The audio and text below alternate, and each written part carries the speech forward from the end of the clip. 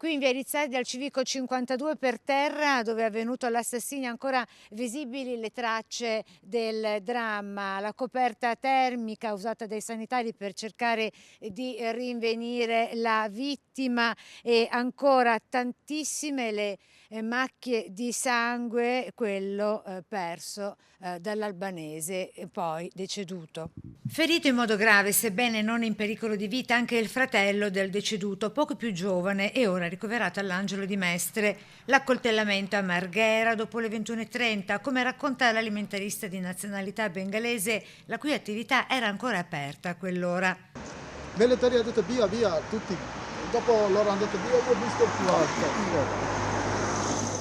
dopo io andato fuori, ho visto caduto una persona di albanese, non lo so dove sei loro. Dopo io e così l'ho visto. L'aggressione mortale è scaturita dopo una violenta lite per un regolamento di conti tra 8 persone, 4 di nazionalità albanese e altrettante di origine macedone, i cosiddetti scatolettisti, cioè truffatori che di norma agiscono a Venezia raggirando i turisti. Guardate qua, 1, 2, 3, find the ball, 1, 2, 3, Ricca, Lunedì sera, dopo l'omicidio e l'arrivo della polizia, il fuggi generale, con l'inseguimento e il fermo dei macedoni, ovvero i responsabili della doppia aggressione di cui quella mortale, ora accusati di omicidio, tentato omicidio e partecipazione alla rissa.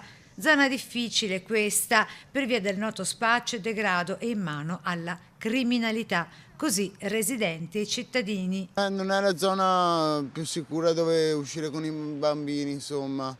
Perché?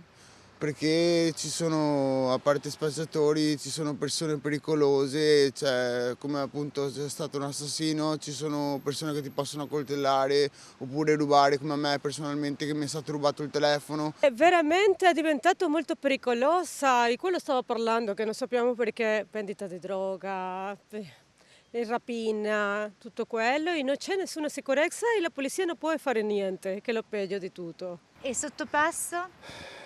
Lo faccio poche volte, quello è un po' più pericoloso in effetti, sì, soprattutto a certe ore.